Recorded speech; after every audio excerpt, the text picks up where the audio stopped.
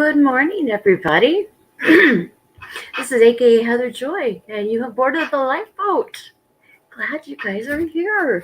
Let me see who is in chat this morning. We got Monk, full of hope, Rick, Blake, Annette.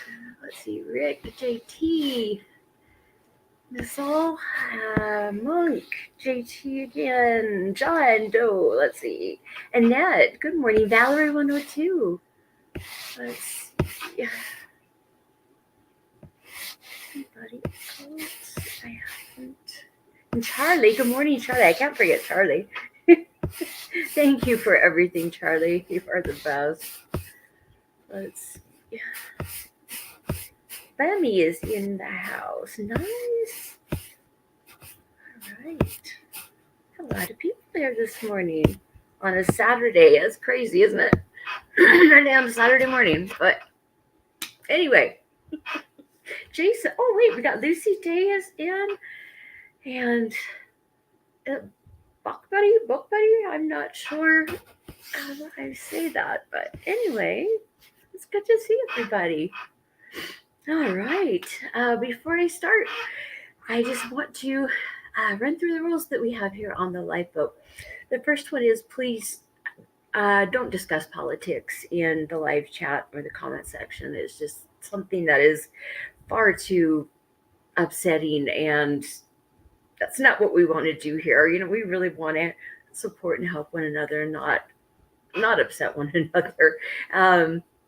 The second rule, this isn't a religious channel. It is fine to offer to pray for one another, saying things like, I could not have found sobriety without my faith. That's just fine, but, please no overbearing religiosity. Couldn't remember that word yesterday. Here it is today. Anyway, the third one, please refrain from cursing in the chat. As Tommy always says, if you can't control your mouth, you can't control your life. And I find a lot of wisdom in that. And the fourth one, this boat is as big as it needs to be for people that are trying to help addicts or addicts that are trying to, get and maintain their sobriety. We got all the room for that, but there is no room at all for mean people. No trolling, none of that, or you will be banned permanently. I also would not like to, I don't want to knock this camera over. Okay. First of all, I just would ask you, if you haven't hit that like button, please exit out of the live chat just for a minute, hit that like button. If you haven't subscribed, please do. And also, please share the show or the channel or, whatever your favorite show is. Please put this out. We want to signal to the algorithm that people are engaged, on this channel, and it is to be shared. And yeah, really want to reach as many people as we can. So thank you for that, guys. And there you go. Thank you. Okay. I kept coming across this article the last couple of weeks. And it's about a doctor, her name's Dr. Caroline Leaf. And I've actually been listening to one of her books while I've been running. And it's about the brain. It's about neuroplasticity of the brain. I think it's called Turning Your Brain On or something. I don't remember exactly what the name of it is. But I had forgotten all about this lady, and I hadn't been listening to the book. It's been a while. I think I got a third of it left to finish, but it was really fascinating stuff. And I kept seeing a couple of articles about this program that she's a neuroscientist, this lady has come up with, and she's having very, very good results with it. It's just called neurocycling. It's a 5-step thing, and I'm really impressed. And there's a lot of studies going on currently, and there have been some done in the past with really good results. This is something similar to like cognitive behavioral therapy or dialectical behavioral therapy. And it's there to it's like a non-medicinal way of getting treatment, of getting therapy for anxiety or depression or grief or whatever it is. But I'm really impressed with this. I wanted to share that with you guys. But I'm also impressed with this lady. And I looked on her website. Um, I know I stuck some of the links for her stuff in the description box, but I was having a hard time doing that this morning. I was really tired and I kept falling asleep. So I honestly don't know everything that I put in there. But anyway, let me tell you a little bit about this lady. I was looking at her background and it blew me away. She's not just a neuroscientist. She started out as a communication pathologist. She's also an audiologist. She's also a clinical and cognitive neuroscientist.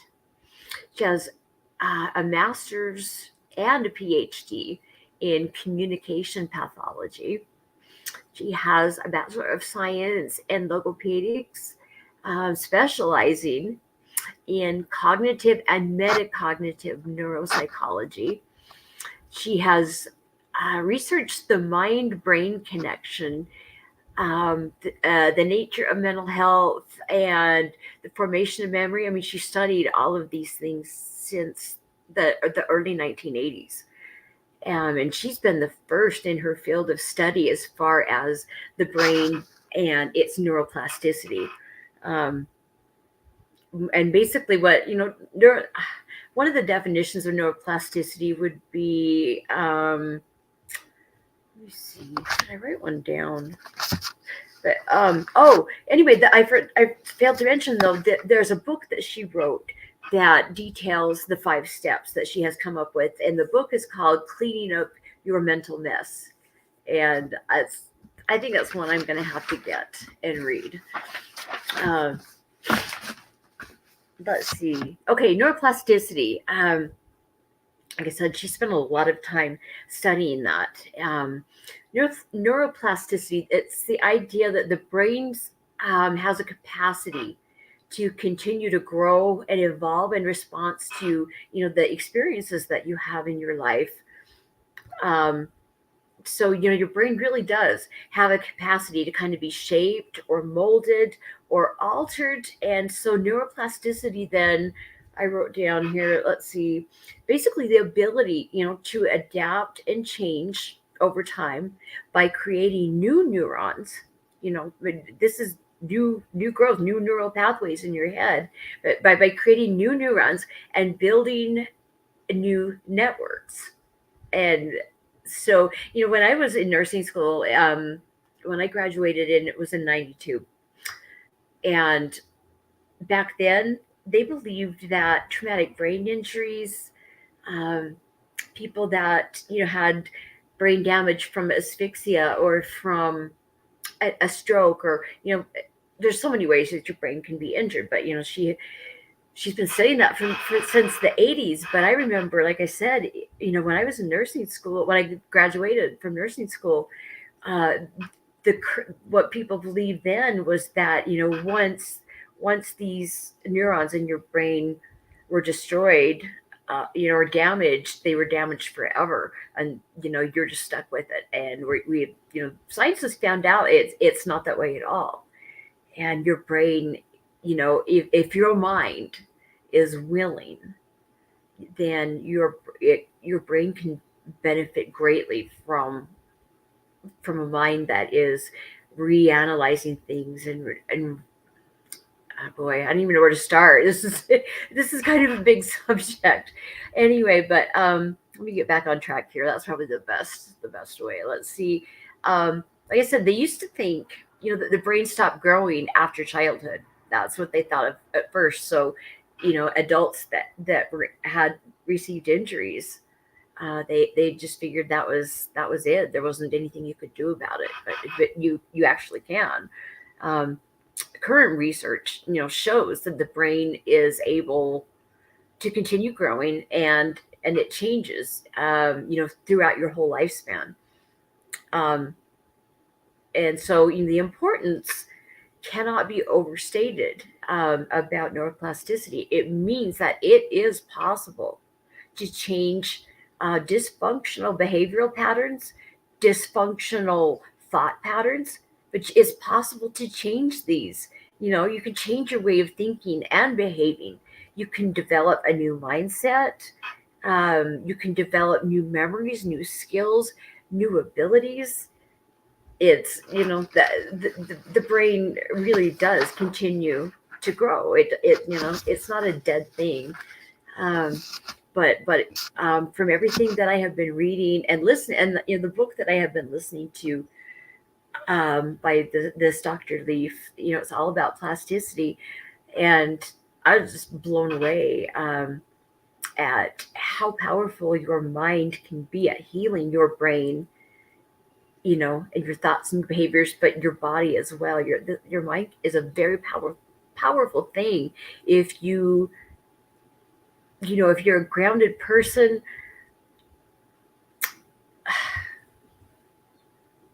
boy, I don't. Sorry, I keep wanting to go off on tangents, and I'm really trying to stick to my plan this morning.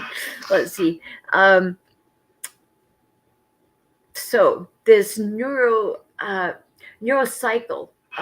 that Dr. Deef has come up with, like I said, it's this 5-step program. She compares it to something called mind management.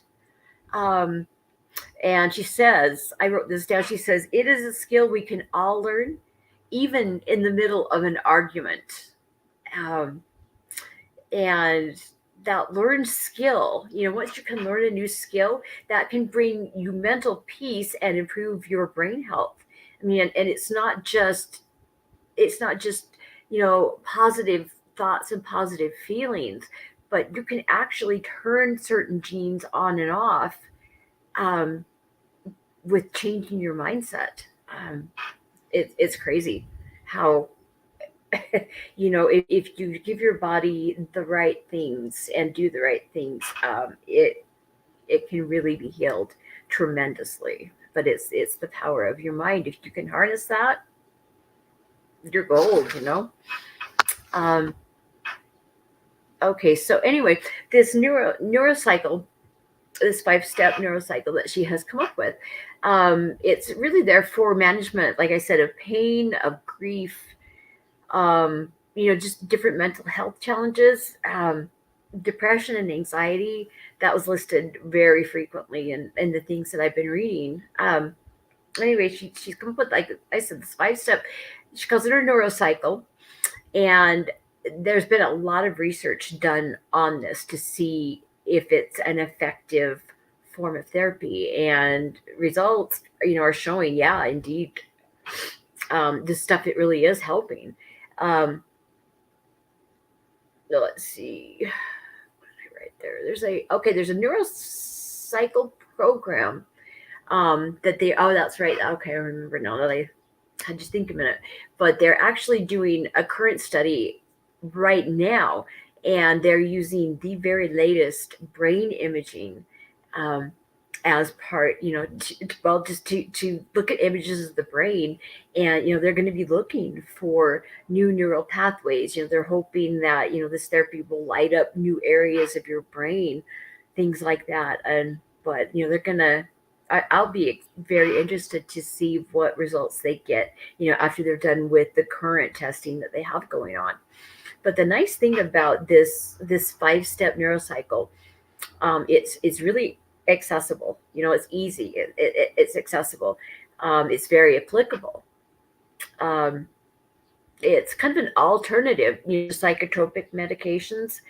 Um, and it's really good. Like I said, I had written that down again. It's really good at dealing with anxiety, depression, intrusive thoughts. That was something that we had talked about before. And there's a really cool thing too. And I have not been able to resolve my password issues, but she has created an app. What is that app? Let me pull this up here. She has an app.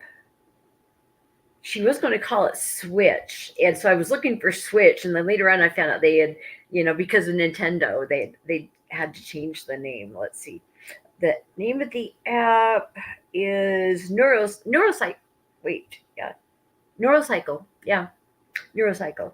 I don't know if there are any in-app purchases. I don't know what is in the app, but a lot of people are raving about it, and it seems like can actually sign in and look at it. I'm really curious to see what things it offers.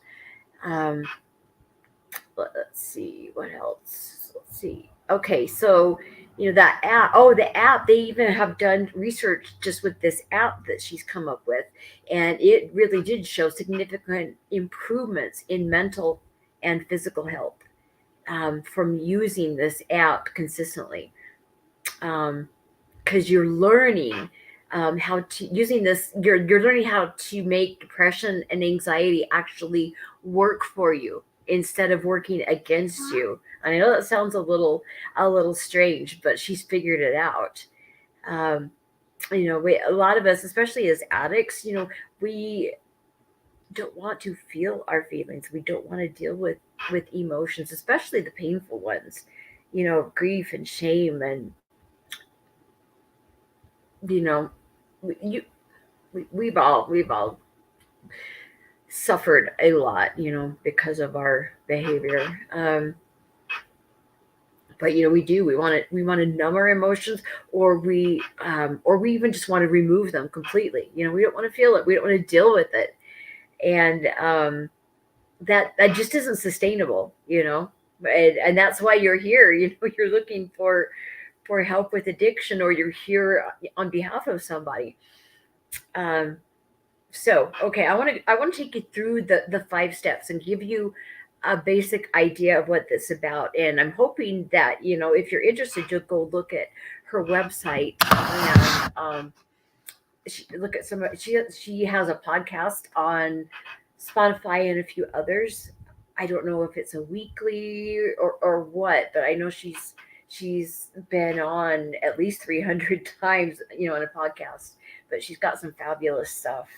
And also on her website, she has a bunch of people that are trained as facilitators that you can call them and they will sit with you and take you through the steps and help you to be able to start to understand how to really use this method and take negative emotions and make them work for you, which I think is a really cool thing. So, but this is kind of the neurocycle, the steps in a nutshell for you. Okay, the first thing, the first step is gathering awareness. Okay, um, now you're going to find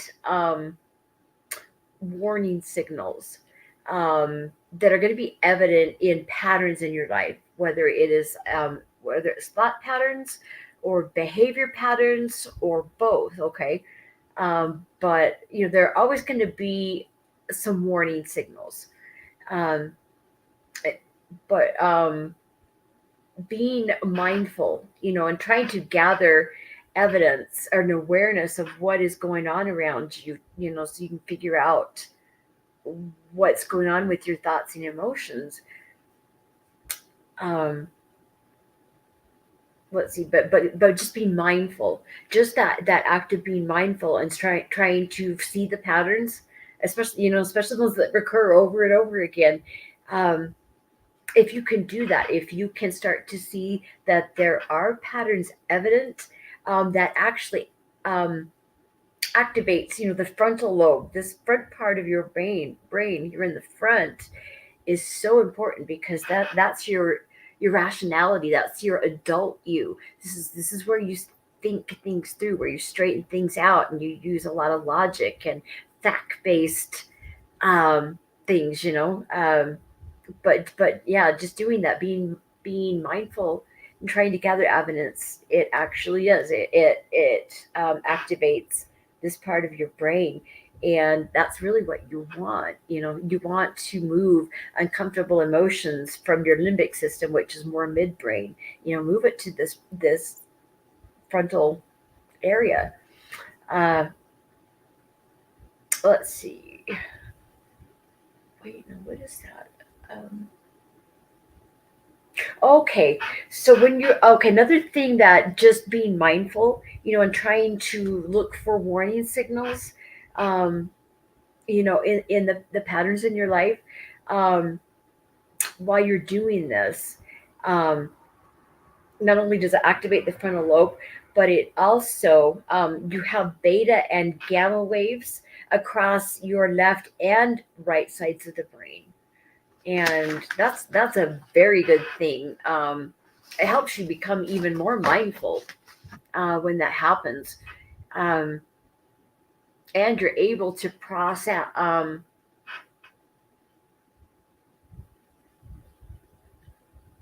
Oh, okay. Anyway, I've just written down here part of the step, like, become more mindful and able to process our internal state of being. That's what we want to be paying attention to. And I'm going to give you some examples here. Um, Depression or anxiety, those would both be warning signals, okay? Those would be emotional types of warning signals. Behavioral warning signals that you might be looking for would be a person withdrawing from a group, isolating themselves, or someone that just all of a sudden, becomes very aggressive. Those would be behavioral examples of behavioral warning signs that you want to look for that. And then there's physical warning signs too. These can come in, a number of ways. Autoimmune disorders, heart palpitations, lots and lots of gut issues, lots of pain and aches. Somatic pain and aches, but that's what you're going to look for, or it's either going to be physical,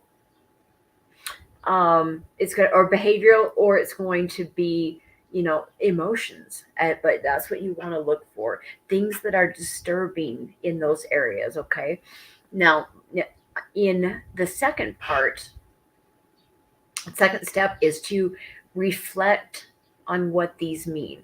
Okay, now this is simple stuff. Okay, um, let's and I've got here asking, answering, and discussing what is going on with yourself. Or you can also, do this with someone that you trust, like, a facilitator would be a good example, or a therapist. Um, but you're going to be at, it says here, asking, answering, and discussing what is going on. That's what you're doing. You need to reflect on those signals. What do they mean? And when you're doing this increases the coherence between the two sides of your brain again. And that really helps you to be a great deal more introspective when they're both firing, and things are crossing back and forth. That's a very good situation. Let's see. The third step would be, you write down what you're processing. Um, and this part is really important. It's really good. It really is such a good thing to journal. Uh, but let's see, if you're using this 5-step method, you get to step 3. You want to write down everything that you are trying to process, because that really does, writing it down helps you organize all of these thoughts. And I'll tell you, when I am highly stressed, worried about something, if I just start spilling stuff out into my journal, oh my goodness, what a difference it makes, because you're moving. I say this all the time, but it works. If you can do something that's going to make you think and process things, instead of just leaving things, in your midbrain and letting those emotions drive you crazy. Yeah, that's not fun. um, but that it really does help you figure out what you're even thinking. I can't believe the things that writing can reveal. If you're consistent and you just keep up with it, there's so much you can learn from yourself that way. But anyway, so you write it down because it does help organize your thinking, and it will also help you to get to the root of the issue. Because you're actively thinking about this, you're trying to work work it out. Write and just writing it down. All of that helps, and you will be able to start to see, the cause of the problem. Now, the fourth step is just to recheck what you have written. Once you have finished writing, sit back and read it. Um, Recheck the things that you've written down. Um, this will help you gain perspective. Like I said, these are simple. These are simple steps. Um, but anyway, then you'll be able to figure out a way to see what is happening differently. Okay, this is the reconceptualizing part of the step in this process. I just written in there. Let's see, reconceptualizing the thinking pattern, and that's what you're doing um, by going over what you've written down and rechecking it. This also increases the interaction and the functionality of the brain. So that's really good. That's a good exercise. Okay, now lastly, the fifth step, you need to create an active reach. Okay, that's sounds kind of strange, but that's how she puts it. And a simple statement or an action that sums up the work that you have done in the previous steps. Okay, that's what you want to do. You want to, I guess, draw a conclusion in the end. The end result is this. But you want to just make a simple statement or an action, okay, that sums up the work that you've just done in all of those other steps. Now, this helps to anchor you to a new way of thinking, because it really is a different way of thinking. Um, let's see.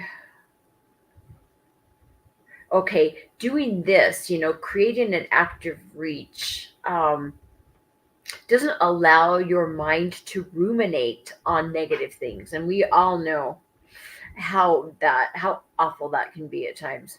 Okay. Now this last step, is very, very important, because doing these steps and reaching, the fifth step, it helps weaken all of the old toxic thought patterns that you have, and it helps you build new ones. And if you can reconceptualize something, there is. Where's the rest of my writing? Wow, where'd it go? Huh. Anyway,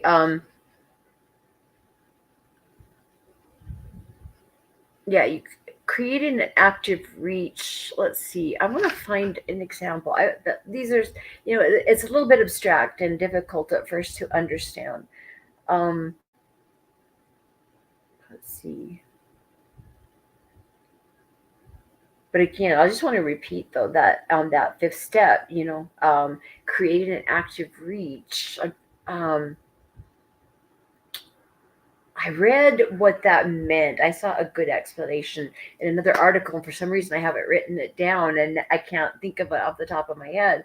But anyway, but again, that step is really important, because it helps weaken old toxic thought patterns and helps you rewire your brain. And as addicts, that's what we want. You know how ingrained whatever it is that was your drug of choice, how deeply and thickly myelinated those particular neural pathways in your brain have become, because it's something that we end up doing multiple times a day, every day. And it's going to take a little bit of work, but it is possible. But doing this, using this process, and I know that app, there's got to be something on that app that will help take you through this process too. um, let's see. It was Anyway, you know what? I want to read you. I hope you guys can still see me. I want to read you. This was her on on a podcast over a year ago. Um, and this is Dr. Leaf. I just want to read you what she talked about, and it's in a little blog on her website. And this one is how I used my 5-step neurocycle to manage my mental health during and after a family argument. And she says, let's face it, we all argue. So we may as well learn how to argue well and how to turn arguments into experiences that improve, not harm my mental health and relationships. And so in this podcast, it happens to be episode 248, it says, I discuss the best ways to manage arguments and intense emotions like frustration and anger. Um, and that's based on her personal and professional experience. And she says, I'll walk you through how to use my 5-step neurocycle for dealing with arguments. Okay, this is just one application, guys. And she says, first of all, let me give you some background on a recent argument I had. One morning, I woke up feeling really anxious. We needed to do things differently in our business. I felt wired, on edge, frustrated. Let's see, frustrated sense of urgency. If I am being totally honest, I was a mental mess. I was let's see, what did she say? I was upset things weren't always on schedule or going as planned, and it was affecting my mental state. The more I ruminated, we were just talking about that, the more I ruminated on how I felt and my worries, the more anxious and frustrated I got. But I got ready to go to my fitness class at Orange Theory with my second eldest daughter, who is my producer and social media and marketing manager. I thought an intense workout would do me some good, but I didn't realize quite how worked up I was until my daughter said something to me about work and I snapped back at her. The next minute, we were having an argument outside Orange Theory in the car, waving our hands and raising our voices, and thankfully, my windows are tinted. In retrospect, I was being downright unreasonable because she had asked me a very practical question. The subject matter triggered me and I reacted badly. I love it that when she calls herself out on her behavior. That's awesome. Anyway, we both stormed into Orange Theory and proceeded to do a workout with more than our normal intense vigor. As my anger dissipated on the treadmill, and in parentheses, she says, I didn't even get tired doing a long, fast endurance run on an incline. So she seriously has some pent up anger there.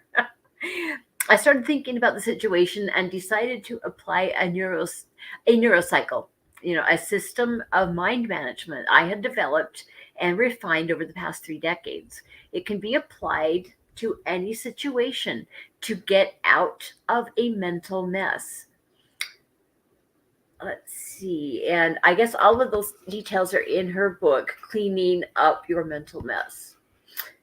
Anyway, she says, as I pounded on the treadmill and rower and weight floor, here's what I did. Okay, number one, here's the first step. I gathered awareness of my emotional and physical warning signals. I was on edge and frustrated, and I realized I had felt this way since I woke up. My whole body was tensed up, and my toes had gone into spasm as I argued with my daughter. Now, here's step 2. Next, I reflected on what happened and put my thoughts, words, and actions on trial. She's analyzing herself now. I realized my daughter's tone of voice and choice of words triggered me. I was already agitated by my frustration, so this experience just added to it. I found myself criticizing her in my mind and not looking at myself. I then realized I was seeing her through an old lens of how she used to be, and I had reacted to that instead of really listening to her wisdom. I then reflected on my reaction, which was awful, and this combination made me feel so guilty and ashamed that I nearly dropped a weight on my head.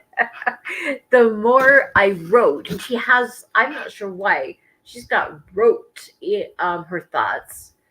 I wrote my thoughts down through visualizing.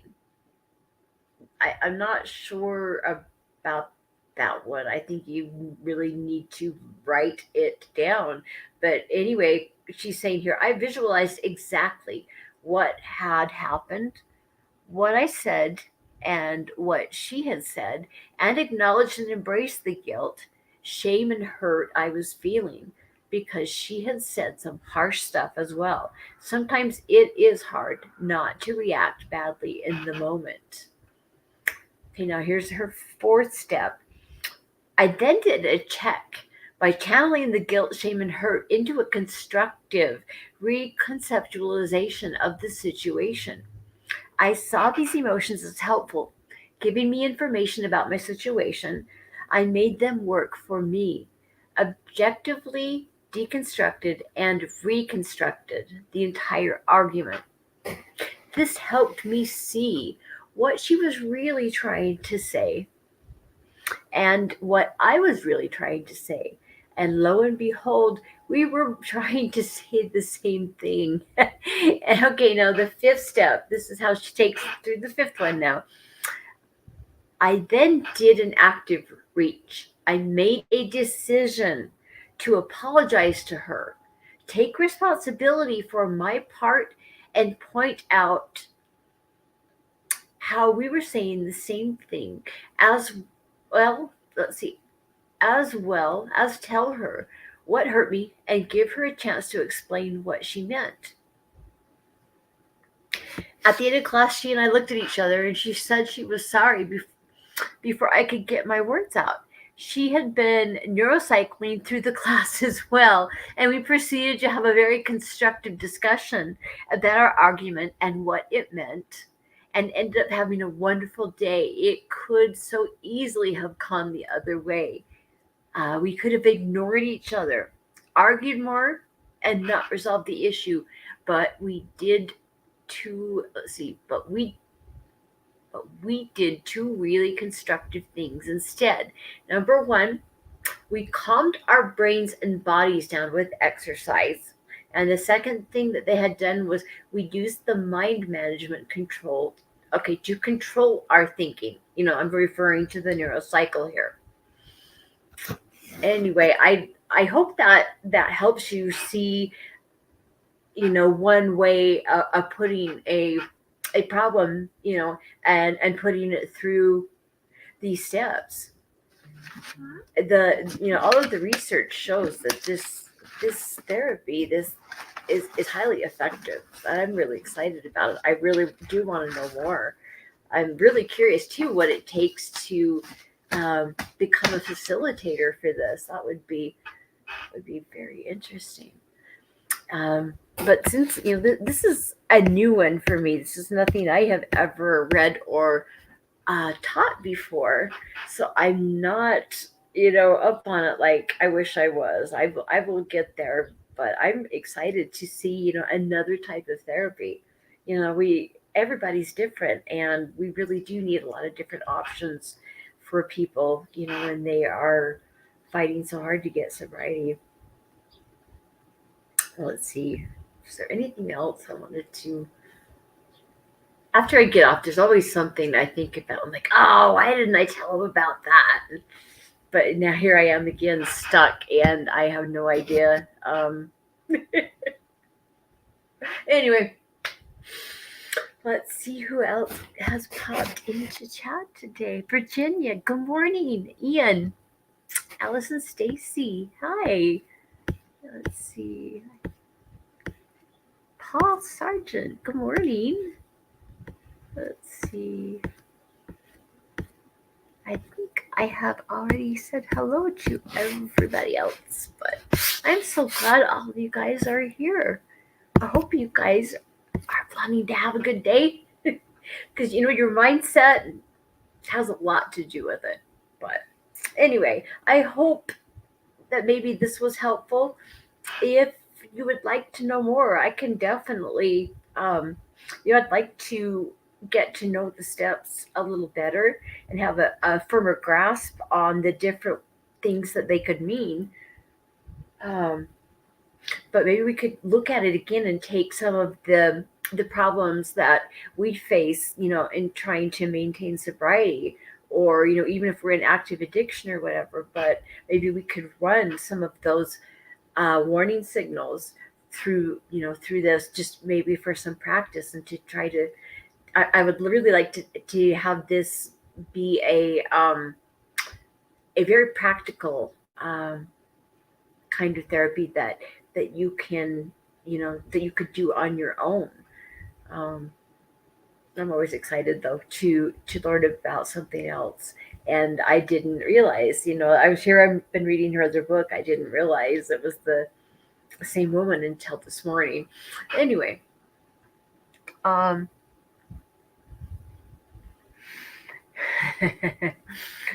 yeah, moving sucks, guys. Moving sucks, but it'll be worth it. Anyway, I hope you guys have a great day. Um, wow, things are crazy. Economically, politically, socially, things are nuts. So please, guys, take care of yourselves. Do what you need to do, to try to mitigate some of the stress. Because I know all of us, all of us are stressed, and turn to one another for support, and if you're a believer, turn to God as well. But we've got to support each other and be there for one another for the next little while. I mean, things are a little crazy.